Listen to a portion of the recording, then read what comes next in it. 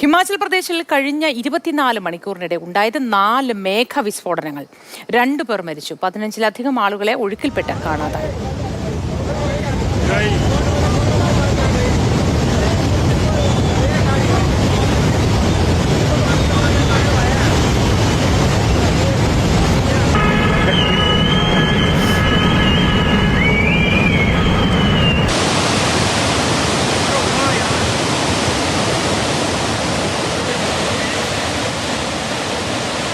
അർജുൻ പീതാംബരൻ ചേർന്നു വിവരങ്ങളുമായി.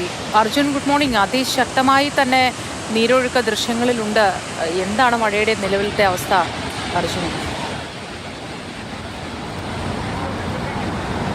ഹിമാചൽ പ്രദേശിൽ പലയിടത്തും മഴ ഇപ്പോഴും തുടരുന്നുണ്ട്. അടുത്ത 24 മണിക്കൂർ, അതായത് നാളെ രാവിലെ വരെയും ഷിംലയിൽ ഓറഞ്ച് അലേർട്ടാണ്. ഷിംലയിൽ തന്നെ അവിടെയുള്ള കാലാവസ്ഥാ നിരീക്ഷണ കേന്ദ്രം മറ്റ് ജില്ലകൾ, അതായത് കാംഗ്ര, കുളു പോലുള്ള ജില്ലകളിലും ഈ മണാലി സബ് ഡിവിഷനിലെല്ലാം തന്നെ ഓറഞ്ച് അലേർട്ടാണ് ഇപ്പോൾ നൽകിയിരിക്കുന്നത്. നല്ല രീതിയിൽ തന്നെ മഴ പെയ്തുകൊണ്ടിരിക്കുന്നുണ്ട്. ഈ മേഘവിസ്ഫോടനങ്ങളുടെ കാര്യം നോക്കിക്കഴിഞ്ഞാൽ അത് ഉണ്ടായത് ഇന്നലെയാണ്. ഇന്നലെ ഈ കാംഗ്രയിലും അതുപോലെ തന്നെ കുളുവിലുമായിട്ട് 4 ഉണ്ടാകുന്നു. അതിൽ തന്നെ കാംഗ്രയിൽ ഈ ധർമ്മശാലയ്ക്ക് അടുത്തൊരു ജലവൈദ്യുത പദ്ധതിയുടെ നിർമ്മാണവും അതിൻ്റെ ചില അറ്റകുറ്റപ്പണികളും നടക്കുന്നുണ്ട്.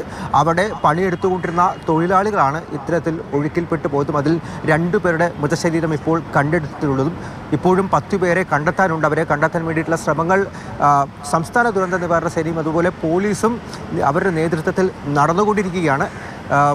മഴയുടെ കാര്യം എടുത്തു നോക്കിയാൽ അവിടെ തന്നെ ഈ ഗോമതി, പാർവതി, അതുപോലെ ബയാസ് നദി, ഈ 3 നദികളിലും ജലനിരപ്പ് വലിയ രീതിയിൽ ഉയർന്നിട്ടുണ്ട്.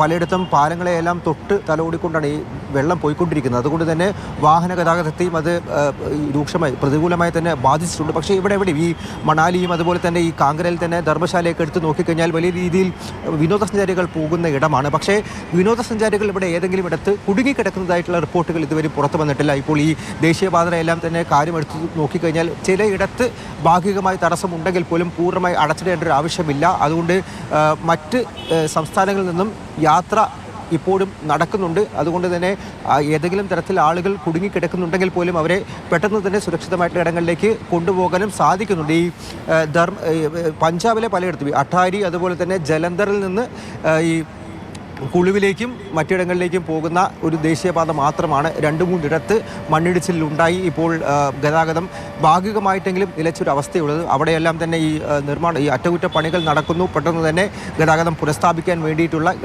കാര്യങ്ങൾ നടന്നുകൊണ്ടിരിക്കുന്നത്. ഈ കുളുവിലും അതുപോലെ മണാലി സബ് ഡിവിഷനിലുള്ള താഴ്ന്ന ഇടങ്ങളിലാണ് 2-3 വീടുകൾ ഒലിച്ചുപോയിട്ടായിട്ടുള്ള റിപ്പോർട്ടുകൾ വന്നിട്ടുള്ളത്. അതിൽ തന്നെ അകപ്പെട്ട 4 പേരെ കാണാതായിട്ടുമുണ്ട്.